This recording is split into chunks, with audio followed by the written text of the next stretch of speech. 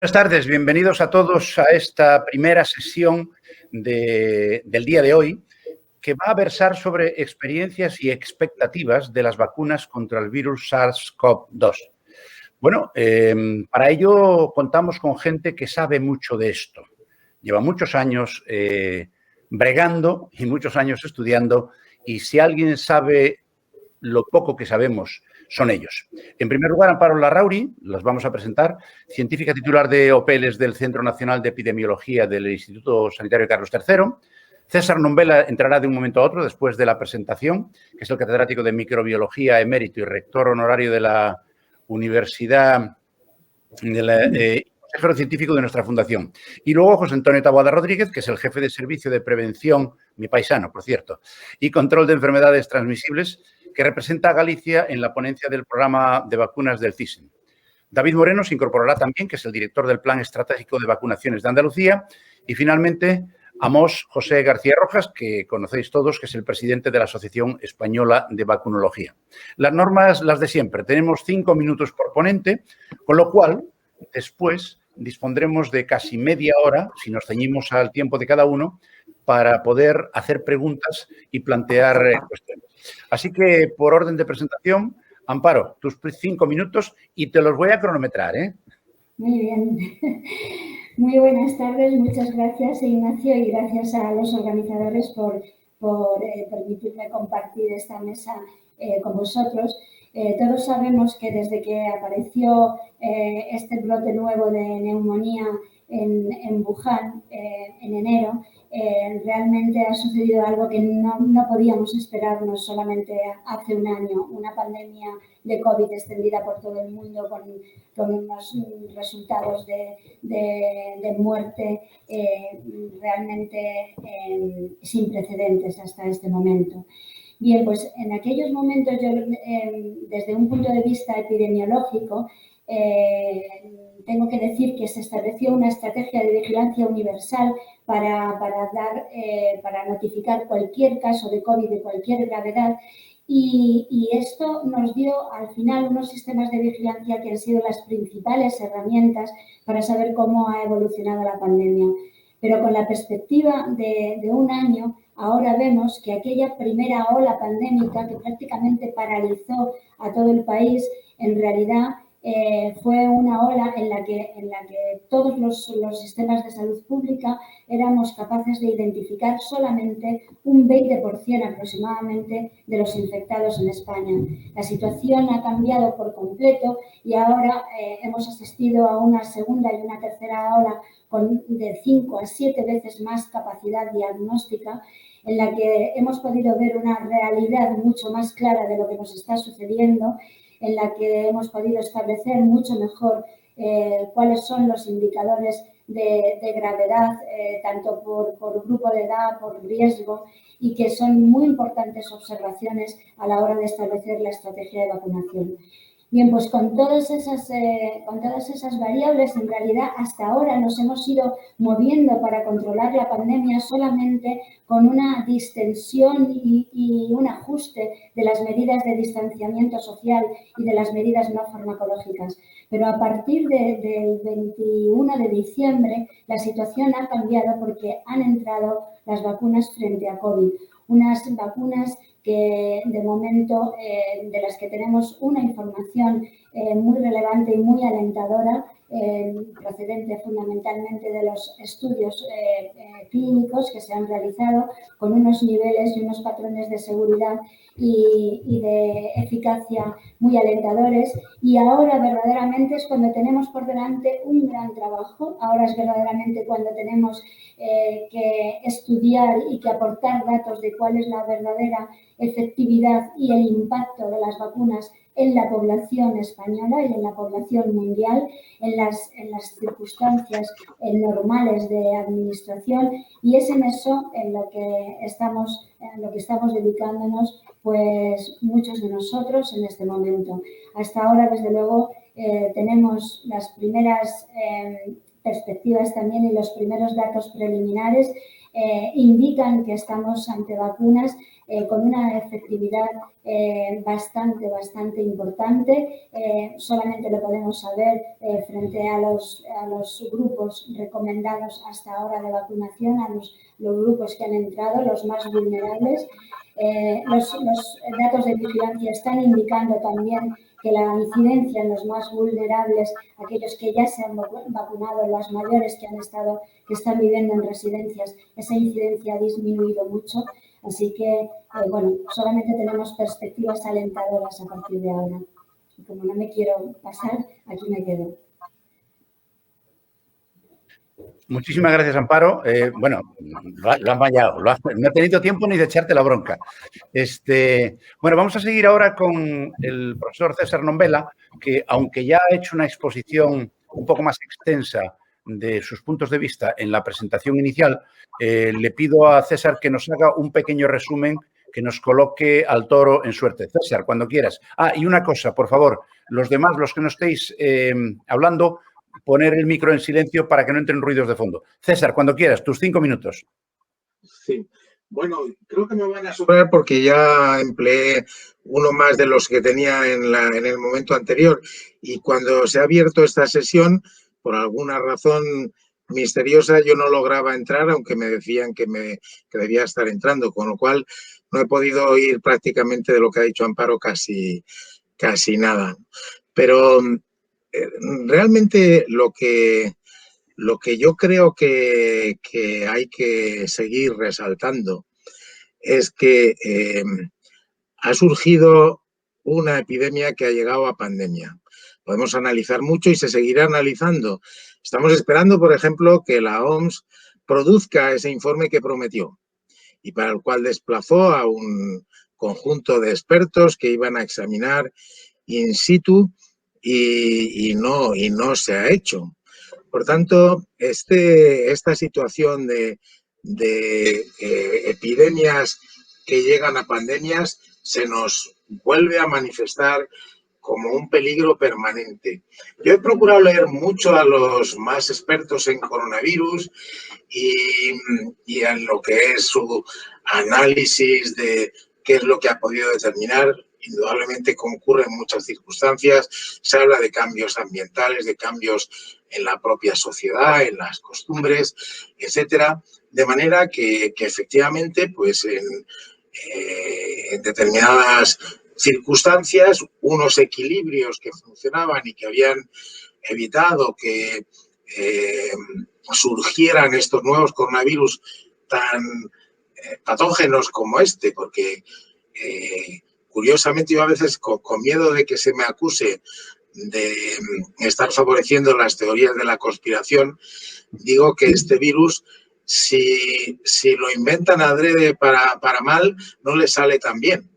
Es decir, un virus que afecta al 80% muy poco o nada, que son asintomáticos, pero que son contagiosos, con lo cual se puede diseminar extraordinariamente. Que luego, en una fracción, tiene unos efectos extraordinariamente deleterios y esos millones de muertos que hay en el planeta, pues realmente lo atestiguan. Tiene unas características que de verdad son extraordinariamente preocupantes. Bueno, pues el riesgo está ahí. La evolución de los patógenos, yo como profesor de microbiología, de farmacéuticos, tengo varias generaciones de alumnos que seguro que estos días estarán recordando lo que les explicábamos en clase, que los patógenos evolucionan y los virus en especial, y que pueden dar lugar a situaciones como esta, ¿no? Bueno, pues esta es la verdadera conclusión. El riesgo de epidemias que lleguen a pandemias está ahí, y cuando surge una con las características como la de ahora, que no es la del ébola, que tenía esa mortalidad tremenda, pero que se quedó mucho más restringida a ciertos lugares, o que no es la de la gripe, que ya es estacional y que tenemos estas oscilaciones. Cuando surge este problema, pues realmente los resultados son los que ya conocemos y los que todavía nos falta por conocer, porque como he resumido antes, yo creo que estamos en esta situación de todavía hacernos muchas preguntas que podemos tratar de contestar con base científica. Que tenemos ese riesgo, que no sabemos cómo pueden ir surgiendo, pero que pueden surgir nuevas epidemias que deriven, que devengan en pandemias, y que esa tiene que ser la principal lección. Al mismo tiempo, que no sea en vano el esfuerzo que ha hecho la humanidad en recursos de investigación, en destinar recursos sanitarios que tenían otras necesidades a las que aplicarse precisamente a atender la emergencia que supone esta pandemia, y que realmente sí que de verdad desde la ciencia y desde la sanidad, que es donde se ha funcionado adecuadamente, podamos salir más fortalecidos para realmente prevenir nuevas situaciones similares. Esto es lo que se me ocurre añadir a lo anterior. Muchas gracias, César. Lo has clavado también. O sea, que llevamos un ritmo que da gloria. Así da gusto moderar. Bueno, José Antonio Taboada, desde mi tierra, estamos aquí uno al lado del otro. A ver qué tienes que decir desde Galicia sobre el asunto. Bueno, ya sabes que los gallegos nos enrollamos mucho, ¿no? Entonces no sé si cumplirán los 5 minutos, pero espero que sí. En todo caso, lo tengo que empezar diciendo... Ya me encargaré yo de que sí. Vale. Tengo que empezar diciendo que es un placer estar aquí con amigos, con compañeros, con profesores, con vecinos, y por lo tanto mi agradecimiento por haberme invitado a esta sesión. Bueno, yo voy a intentar pues también dar algunas ideas por si sirven para después el debate y todo esto, ¿no? Y yo, como trabajador y responsable del programa de control de enfermedades transmisibles en Galicia, llevo mucho tiempo trabajando en este campo, y en mi servicio llevamos la responsabilidad técnica de abordar las 3 grandes pandemias que hoy tenemos presentes en nuestras sociedades, ¿no? Y yo creo que tienen, digamos, diferencias que nos son muy útiles para abordar el tema que tratamos hoy, que son las expectativas de las vacunas, ¿no? Vamos a empezar por la gran pandemia, la clásica, la histórica, la tuberculosis, ¿no? Que efectivamente en nuestro medio puede que no nos influya tanto, pero que hoy en día afecta a 1/3 de la humanidad. Ayer fue el Día Mundial de la Tuberculosis, y afecta a 1/3 de la humanidad, y es la enfermedad infecciosa que más mortalidad origina todos los años en el mundo, ¿no? Insisto en que la mayor parte es en los países más pobres, ¿no? Y, sin embargo, llevamos mucho tiempo con ella, tenemos tratamientos que la curan, etcétera, etcétera, pero, por desgracia, no tuvimos una vacuna. O sea, que sigue entre nosotros, y probablemente, a pesar de los esfuerzos que se están haciendo, ahora hay ciertas expectativas de vacuna mejores, bueno, pues a lo mejor con esa arma podemos solucionarlo en el futuro. La siguiente gran pandemia con la que convivimos aún ahora es la que empezó a finales del siglo pasado, de VIH-Sida, ¿no? Bueno, por las características del virus, etcétera, etcétera. Por desgracia, tampoco tenemos vacuna, y, bueno, aún mueren todos los años en torno a 700.000 personas en el mundo, ¿no? O sea que 2 grandes pandemias, no tenemos vacuna, no podemos solucionarlo, por lo menos hasta ahora. Bien, es cierto que vamos poniendo parches en los tratamientos, etcétera, pero no pudimos solucionarlo y tenemos que convivir con él. Bueno, tenemos esta nueva, la del SARS-CoV-2 o del COVID, llamémoslo como queramos, y en un espacio de tiempo muy corto, en un año, pues ya tenemos 4 vacunas disponibles autorizadas en la Unión Europea, ¿no?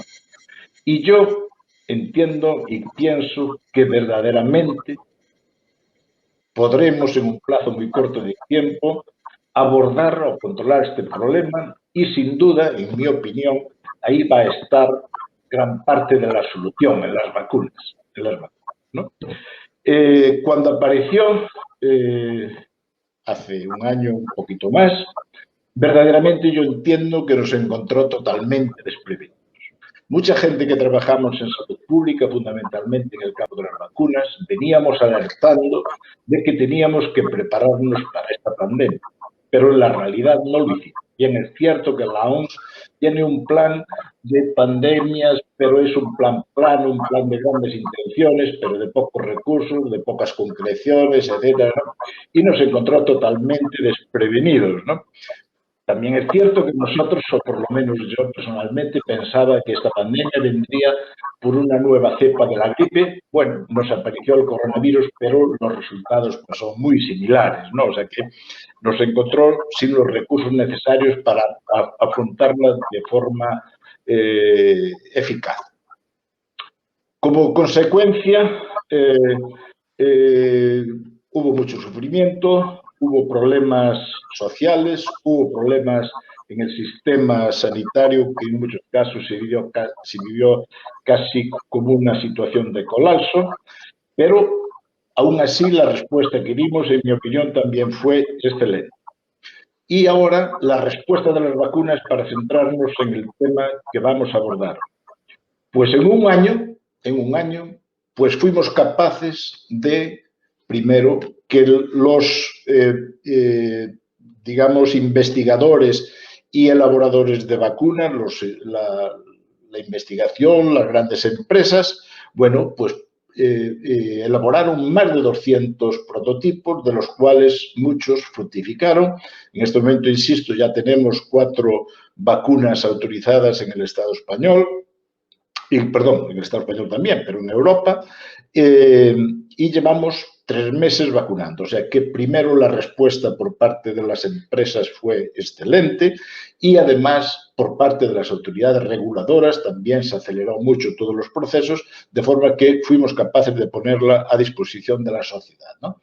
Minuto, Antonio, un minuto. Un minuto, me cachas la... Bueno, pero el problema está en que en el mundo somos cerca de 8.000 millones de personas. No solamente es necesario, digamos, tener vacunas, sino que después hay que producirlas y hay que administrarlas, ¿no? Y ahí vienen muchos de los problemas, ¿no? En el Estado español, a mayores de eso, fuimos capaces de elaborar una estrategia y una priorización. Un grupo técnico elaboró los objetivos, la priorización, los colectivos a los que administrarlos y después, ahora, esperemos que en un plazo muy corto de tiempo vamos a poner el espacio temporal del verano, esperemos que muchas de las situaciones que estamos viviendo ahora estén resueltas. Esperemos que las vacunas contribuyan a que haya menos enfermedad, a que haya menos gravedad de la enfermedad, menos UCIs, menos muertes y también, como decía el profesor Nombela, que probablemente contribuyamos a que la diseminación de la infección sea cada vez menor, ¿no? A partir de ahí podemos aspirar quizá a eso que queremos todos, que es la protección colectiva. Bueno, como no me queda más remedio, me quedo aquí, aceleré un poco, Ignacio, o sea que perfecto. Sin problema, José Antonio, porque ahora volveremos sobre el tema y haremos preguntas al respecto para contestar la curiosidad despertada en los que nos están viendo. Amos, tu turno de 5 minutos, dale al botoncito del micro y a cronometrarte. Muy bien, muchas gracias, Ignacio. Lógicamente, permíteme que mis primeras palabras sean de agradecimiento. Agradecimiento por haberme invitado a estar aquí con todos y todas ustedes y además agradecimiento doble porque me han puesto con unos compañeros y colegas en la mesa a los que admiro y respeto profundamente. Es un placer estar con ellos y eso me satisface doblemente. Te iba a pedir un favor, Ignacio. Como usualmente convivo con 1 hora menos con respecto al resto de ustedes, ¿podría tener acceso a 5 minutos más? Una pregunta humilde, teniendo en cuenta que además los canarios nos caracterizamos por un ritmo pausado y lento a la hora de hablar, mucho más que el que tiene mi amigo Tabín. Bien, rápido, llegó, nadie la preveía, nadie pensaba que pudiera explosionar un problema transmisible de estas características de la forma que ha explosionado. Y de entrada se le pidieron demasiadas respuestas a la ciencia, olvidando algo que es fundamental y que a mí me gusta repetir mucho, que navegar en ciencia es navegar también entre incertidumbres. Incertidumbres que se van transformando en certezas conforme avanzamos en el conocimiento y en las evidencias. Y esto no se hace de un día para otro. Le pedimos demasiadas respuestas a la ciencia al inicio y esto creó una cierta disarmonía entre lo que es el funcionamiento de la ciudadanía con respecto a lo que es el funcionamiento de la estructura del sistema sanitario, de la estructura del sistema científico, porque le pedimos respuestas que la ciencia no podía dar en aquel momento. Y esto que he tratado de decir de una manera rápida, los hombres y las mujeres de la cultura son capaces de decirlo y resumirlo de una manera mucho más sabia y mucho más hermosa. Así, uno de mis poetas favoritos, Mario Benedetti, el uruguayo Mario Benedetti, decía en una de sus frases, que no sabemos si es una frase de él o la tomó de un graffiti, que cuando creíamos que teníamos todas las respuestas, nos cambiaron todas las preguntas. Y eso es ciencia. Y eso es ciencia. Eso es avanzar en ciencia. O voy a usar otra frase de otro personaje que a mí me entusiasma también, Voltaire, que decía, la ignorancia afirma o niega rotundamente, el conocimiento duda. Efectivamente, el conocimiento duda.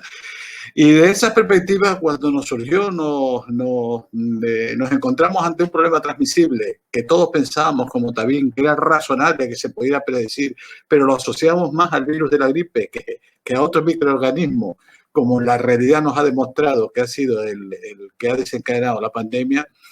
Quizá desde la perspectiva de país desarrollado actuamos con cierta petulancia, con cierto complejo de superioridad, pensando que nuestro nivel de desarrollo socioeconómico ya de por sí era una barrera infranqueable que iba a evitar que un problema transmisible nos explosionara en los países desarrollados en la cara.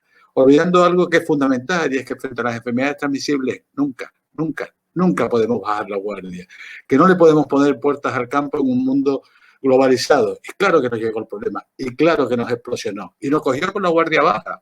Nos cogió con la guardia baja por varias circunstancias. El primer, de entrada, por ese cierto perfil de petulancia que teníamos ante los problemas transmisibles. Secundariamente también porque el sistema sanitario estaba debilitado. La estructura de salud pública estaba tremendamente haciendo aguas por todos lados. Éramos pocos y mayores, cada vez más mayores. Y al mismo tiempo la atención primaria también estaba debilitada. Y con esos miembros tuvimos que hacer un gesto enorme, que se fue consolidando en lo que podía ser la primera línea de intervención frente a la pandemia, que era la única posible.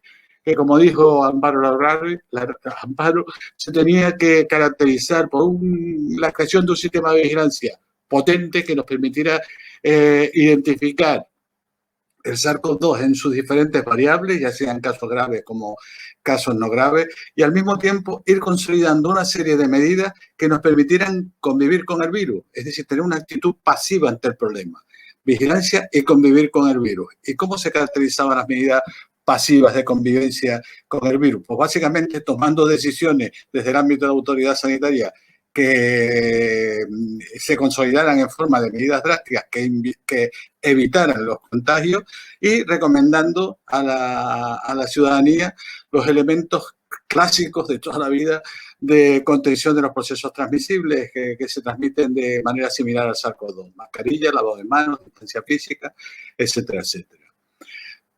En aquellos momentos de inicio de la pandemia, todos, absolutamente todos decíamos, ojalá lleguen pronto las vacunas.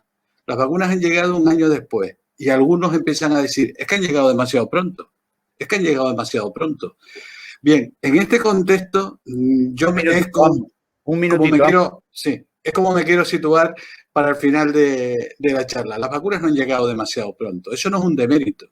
Esto, a lo contrario, es un mérito del conocimiento y de la ciencia y del talento y de la inversión económica que se ha desarrollado contra las vacunas, que ha posibilitado que lleguen de manera urgente y rápida, porque estábamos ante una situación grave de riesgo para la salud pública.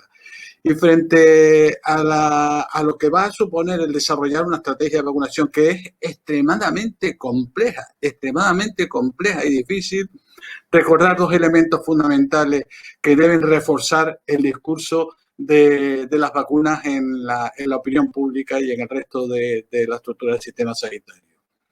Si no nos vacunamos, que es la posibilidad de tener ya una actitud activa frente al virus, ir a por él, que tendremos que seguir manteniendo al mismo tiempo la actitud pasiva, pero ya tenemos una actitud activa, ir a contra el virus. Si no nos vacunamos, ¿qué? ¿Cuál es la alternativa? ¿Seguir como estamos? Y otro elemento fundamental que creo que hay que poner siempre sobre la mesa, y acabo, En mi mano izquierda soporto más de 2.600.000 muertos largos producidos por esta enfermedad, más de 70.000 en nuestro país. En mi mano derecha soporto los efectos secundarios, usualmente leves y usualmente escasos, que tienen las vacunas. ¿Con qué mano prefieren quedarse ustedes? Y ya acabo. Muchas gracias, Amos. Y desafortunadamente no nos va a poder acompañar David Moreno. Me pido sus 5 minutos. Me pido sus 5 minutos. Vas a tener tiempo de hablar todavía, porque iremos poniendo preguntas encima de la mesa. Yo he ido tomando notas de algunas de las cosas que habéis dicho y, a ver, Amparo, tú has mencionado algo que a mí me llamó la atención positivamente, y es que dices que a estas alturas de la pandemia la capacidad diagnóstica que tenemos es 5 a 7 veces mayor que cuando empezamos, lo cual nos permite tener una cierta capacidad de respuesta, sobre todo a la hora de establecer una estrategia vacunal. En cualquier caso, dependemos todavía mucho de que nos lleguen las vacunas, aunque ya estén desarrolladas, porque hay un problema que a lo mejor no se ha tratado con la suficiente dedicación, y es la logística. No se trata solo, es como lo de la falta de alimentos en el mundo. No, si sobran alimentos. Lo que pasa es que hay que hacerlos llegar de donde los hay a donde son más necesarios. Nos ha pillado también con el pie cambiado, no solo en el diagnóstico, sino también en la capacidad de distribuir y hacer llegar las vacunas a donde es necesario, Amparo. Bueno, para empezar, lo que yo he dicho con la capacidad de diagnóstico que tenemos ahora no es que ahora podemos hacer frente mejor a la situación, sino que podemos tener una visión más real de lo que verdaderamente está sucediendo. Eso es lo que, y por lo tanto tener unos indicadores que nos den una información más precisa sobre lo que está sucediendo. Y en cuanto a la capacidad de administración y de logística, tengo aquí a dos compañeros que pueden hablarte mucho mejor que yo de eso, pero desde luego, tal como es el programa de vacunación, por ejemplo, el programa de vacunación infantil y los éxitos que hay en España respecto a ese programa, creo que España tiene uno de los mejores sistemas logísticos de administración de vacunas a nivel nacional de toda Europa. Solamente que estamos en un caso muy especial de una administración de vacuna a toda la población. Pero, bueno, es mi opinión. Perfecto. Oye, pues por alusiones, José Antonio, te toca. Pues iba a solicitarte la palabra, ¿no? Coincido totalmente con Amparo, ¿no? Yo diría que el Estado español tiene, y además coincidirá conmigo, también en que tenemos un programa de vacunaciones que quizá no es uno de los mejores de Europa, sino que es uno de los mejores del mundo. No vamos a decir el mejor, tampoco vamos a quedar de pedantes, pero sin duda. Y esto, digamos que no es una frase para alabarnos ni nada, sino que los resultados, las coberturas están ahí, ¿no? Pero yo creo que los problemas de logística, siendo importantes, porque sobre todo las vacunas de ARN tienen una serie de características que dificultan efectivamente su transporte, su administración, su logística, bueno, necesitan un sistema de frío, digamos, elevado para almacenarlas. Después no se pueden mover demasiado, etcétera, etcétera, ¿no?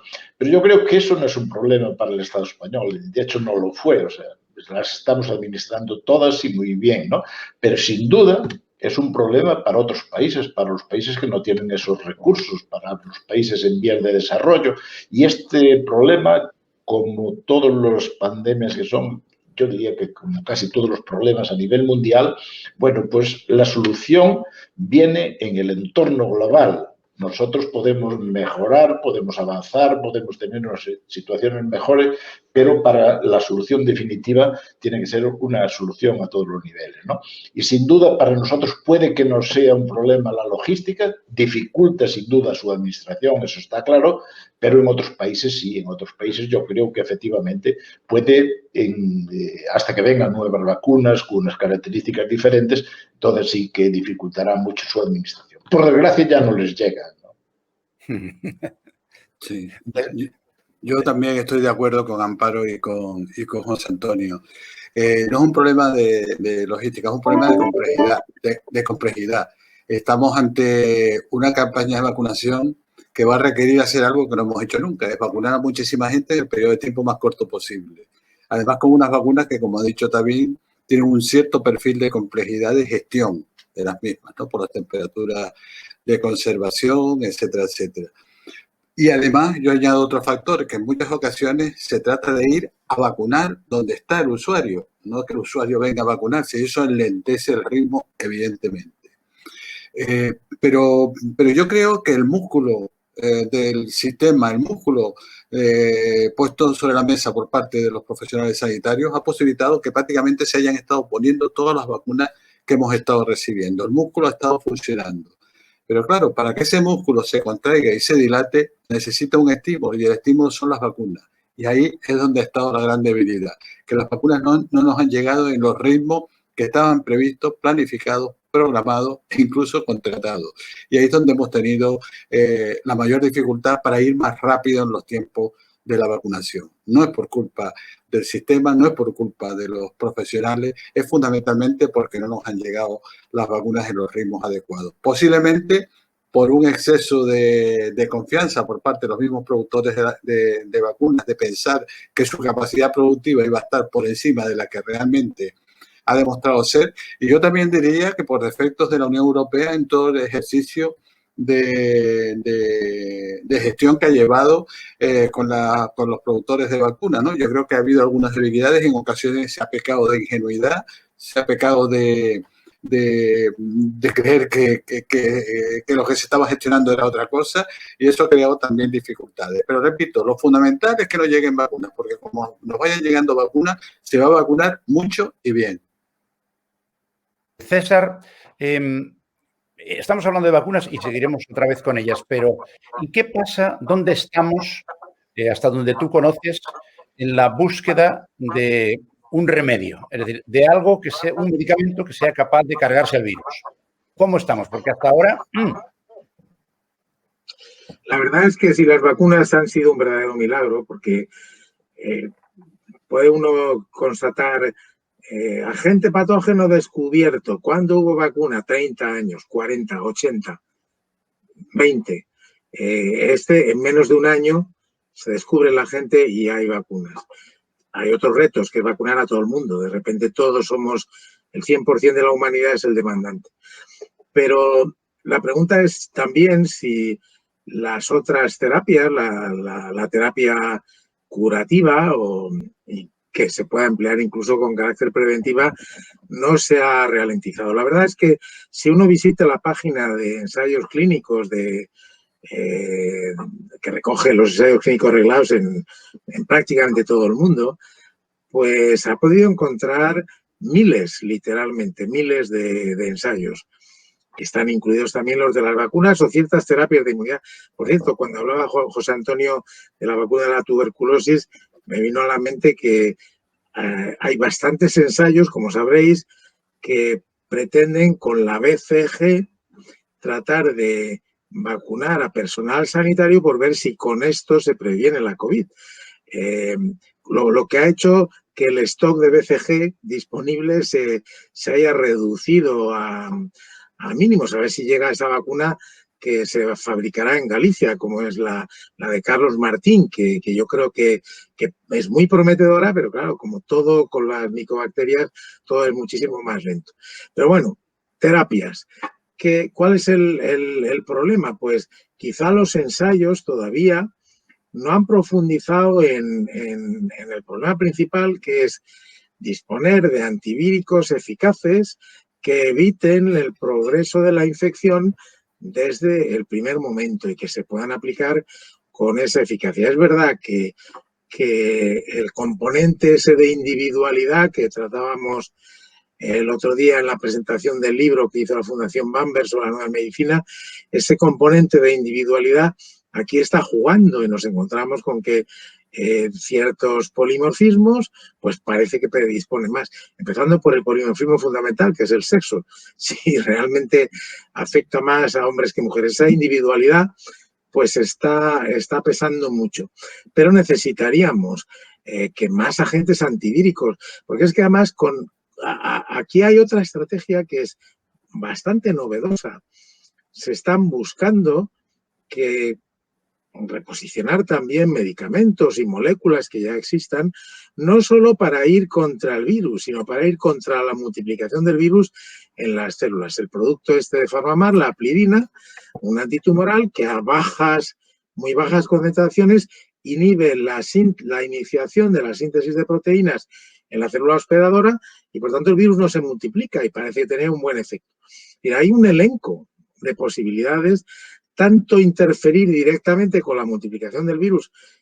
Se ha probado el Remdesivir con una aplicación razonable, pero desde luego todavía muy limitadas. Hace falta más moléculas, más productos. Entonces, ese esfuerzo yo espero que sí que vaya cristalizando al mismo tiempo que van a cristalizar con toda seguridad mejores vacunas que las que hay, que no son malas, pero que las va a haber mejores en no mucho tiempo. Yo también espero que esto surja, incluidos pues los anticuerpos monoclonales que realmente puedan evitar el gran problema, porque es que decimos, bueno, ha habido tantos contagios, pero efectivamente, como tantos tienen que hospitalizarse, pues nuestro sistema sanitario llevamos un año midiéndolo en términos de cómo de cercano está a colapsarse y que viene otra oleada y estamos en las mismas con esos temores.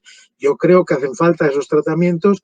Entiendo que hay algunas moléculas de antivíricos directamente contra la multiplicación del SARS-CoV-2 y otros coronavirus que probablemente van a cristalizar, pero también en reposicionamiento y tal debe haber otras cosas que eviten algo que a mí yo no soy médico desde luego, pero a mí me choca que ver como a muchos enfermos se dice, usted tiene unos síntomas, tómese un paracetamol y si está peor ya le hospitalizaremos. Hay que preocuparse efectivamente de que haya un respirador si alguien lo necesita, pero hay que preocuparse de que evitar cuanto antes que eso ocurra. Y hay algunos intentos con algunos fármacos que muy convencionales y muy genéricos que yo creo que son notables y que deberían perseguirse. Hay un trabajo de médicos de Toledo, de mi tierra, pues que puso de manifiesto que con acitromicina y antihistamínicos tienen muy buenos resultados.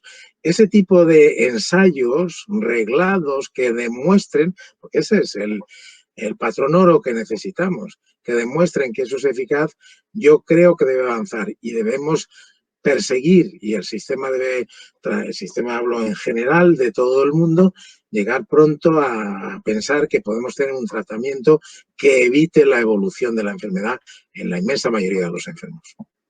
Muchas gracias, César. Al hilo de lo que decíamos antes, hablando de la incertidumbre, uno de los padres de la medicina moderna, el canadiense William Osler, decía que la medicina es la ciencia de la incertidumbre y el arte de la probabilidad. Y hacia ahí va mi pregunta, Amparo.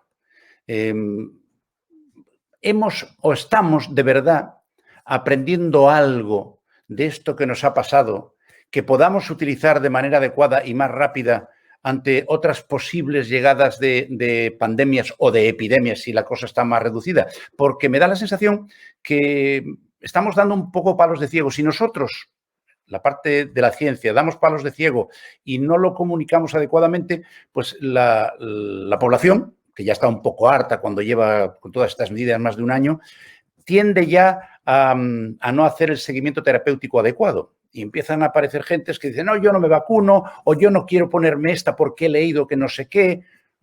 Tampoco contribuye mucho la política de comunicación de la OMS, en mi opinión, porque acabo de leer anteayer que ha publicado la OMS un trabajo de la Universidad de Stanford donde dice que cuando uno mira todo lo que ha pasado hasta ahora con el COVID, la mortalidad está por debajo de la gripe. Claro, cuando alguien lee eso y te lo coge un periodista y lo pone en un periódico, te puedes imaginar lo que empieza a pensar la población. Esta es otra de las cosas que quería plantearos. desde el punto de vista de comunicación, ¿estamos haciendo las cosas bien? Y hablo de la parte científica. Luego podríamos hablar de la política, pero esa es otra. Tu micro, Amparo, tu micro, Amparo.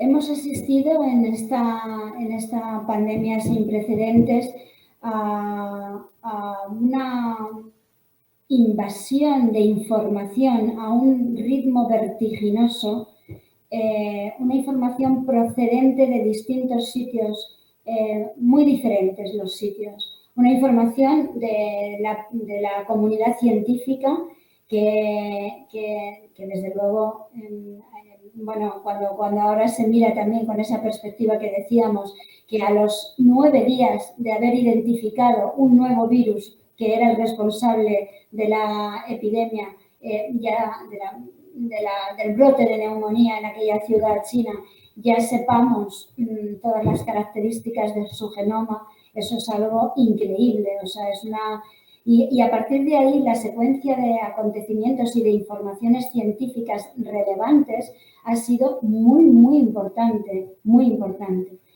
El problema de la comunicación en esta pandemia, en mi opinión, ha sido que junto con todas esas comunicaciones científicas extraordinariamente relevantes y que nos ha enseñado pasito a pasito en dónde podíamos estar, no cómo se puede solucionar, que es otra cosa muy difícil, que todavía no es que no se sepa, es que no existe una solución a nuestro alcance tan clara. Bueno, pues con todas esas informaciones científicas, todas ellas han convivido con una invasión, una pandemia de información mediática que, en mi opinión, ha sido verdaderamente muy lesiva para la opinión pública y para lo que la opinión pública nos da a entender a todos los que de alguna manera estamos alrededor de la lucha por la pandemia. Es una invasión tan grande de información, a veces no contrastada, a veces, por supuesto, que no es verídica, que está al alcance de todos, cogiendo simplemente nuestro móvil, y que es una epidemia muy importante, la infodemia de la que se habla. Una cosa que a mí me interesa muchísimo, cómo es posible que determinadas corrientes de opinión vayan hacia un sitio y hacia otro, independientemente de lo que los técnicos, no hablo ya de los españoles para que así ya no, o sea, olvidemos España, de lo que los técnicos mundiales de salud pública, de microbiología, de medicina, de millones de cosas, están diciendo una serie de cosas todos esos técnicos, y la infodemia está contrarrestando esa información. No sé, es una avalancha de información sin ningún tipo de filtro al que todos los individuos pueden tener acceso, que frente a eso es frente a lo que no tenemos prácticamente ninguna posibilidad de éxito. Tenemos mucha más posibilidad de éxito de vencer al virus a través de las medidas de contención, de las medidas no farmacológicas, de la vigilancia y de las vacunas, que de contener a la pandemia de infodemia, de todas las informaciones que verdaderamente invaden la realidad de una manera nefasta. Es un problema muy serio porque uno no puede parar el torrente de información. Lo que ocurre es que esa información, como tú decías, Amparo, cuando no tiene filtro, pues puede pasar lo que decía Mark Twain, que tenía muy mala leche, por eso me gusta mucho, decía que leer libros de medicina sin ser médico te hace correr el riesgo de morirte de una errata de imprenta. Entonces, claro, uno tiene que aprender a convivir. Lo que a mí me preocupa es, José Antonio, desde el punto de vista de autoridades sanitarias y desde el punto de vista de representantes de la ciencia. Nosotros vivimos con la incertidumbre, por supuesto, y no podemos o no debemos en ningún caso decir aquello de lo que no estamos seguros. Lo que ocurre es que son tantísimos los focos que ha habido de diferentes opiniones contradictorias sobre lo mismo, Y además, la ciencia tiene que reconocer que no tenemos una solución, que estamos trabajando, punto, poco más.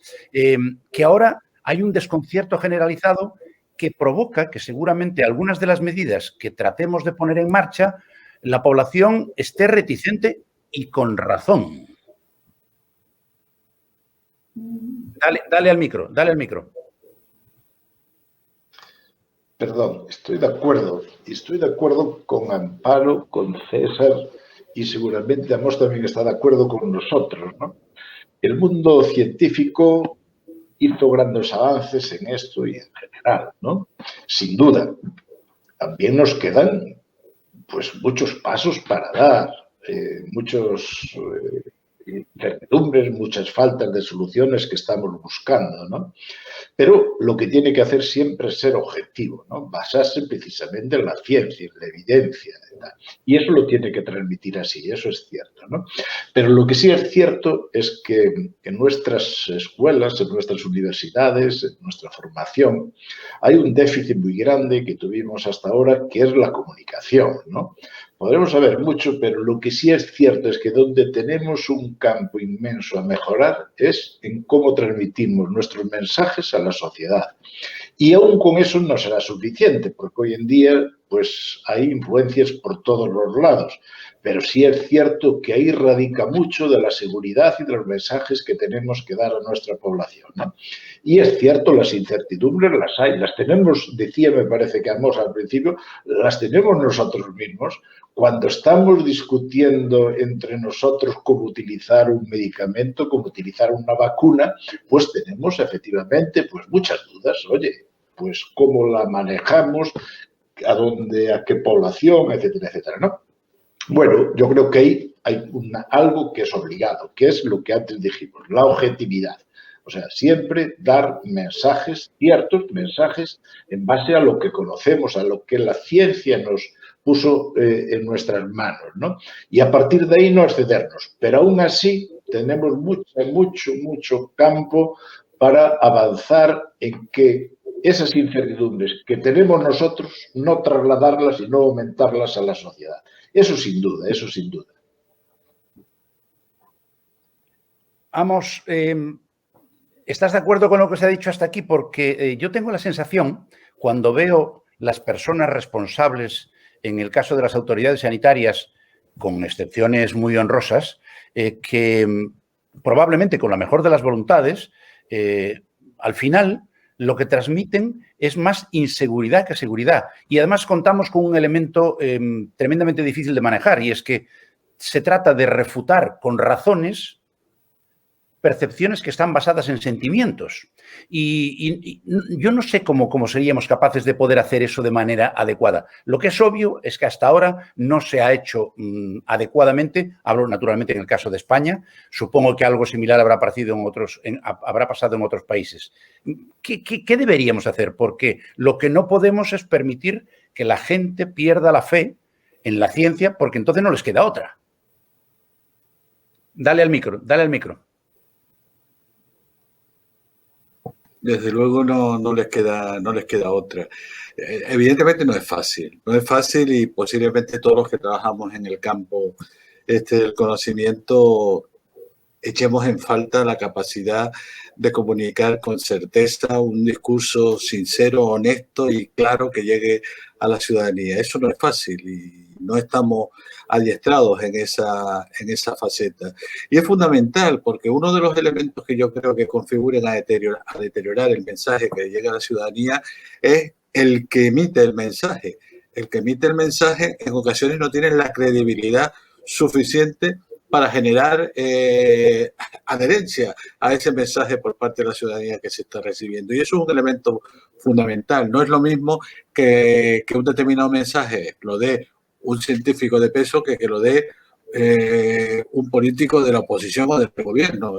Evidentemente no es lo mismo y eso genera dificultades a la hora de conseguir que el discurso real, honesto, sensato y claro llegue a la ciudadanía, porque es muy necesario que lleguen estos discursos. Es evidente que hay un sobreexceso de información que no es bueno. porque como muy bien han dicho mis compañeros y tú mismo, Ignacio, la información esa no está filtrada y eso lógicamente permite que en esa información vaya de todo. Y lo que tenemos que hacer es contrarrestar esa información con un discurso honesto, sincero, veraz y claro, emitido por fuentes de solvencia científicas que permitan que la ciudadanía se vea reflejado en ese mensaje. Lo que te estoy diciendo, te lo estoy diciendo en palabras aparentemente sencillas, pero es muy complejo, ¿eh? Muy complejo. Todo este proceso es extremadamente complejo. Y de alguna manera, sin embargo, es el camino que tenemos que seguir recorriendo. Yo creo que poco a poco iremos mejorando en ese discurso, fundamentalmente porque irá mejorando la situación. Irá mejorando la situación y el discurso será más fácil para todos. Bueno, lo que se nos acabó es el tiempo, pero tengo el suficiente todavía para agradeceros a todos la presencia, el haberos ceñido al tiempo, porque eso facilita mucho el trabajo del moderador, y os despido con todo el cariño y con mi agradecimiento. Amparo, José Antonio, César y Amos, muchísimas gracias. Y a lo mejor un mensajito final para aquellos que nos estén escuchando bueno, aquí tenemos ahora mismo una desgracia que nos ha mandado la naturaleza, una especie de veneno en forma de virus, y fijaros ya que decía Calderón un versito muy corto que decía: naturaleza en lobario tanto su poder mostró, siendo todo necesario, que un veneno aún no engendró sin engendrar su contrario. Así que seguramente al final la naturaleza nos ayudará también a resolver este problema. Muchísimas gracias a todos y vamos a la siguiente sesión. Buenas tardes.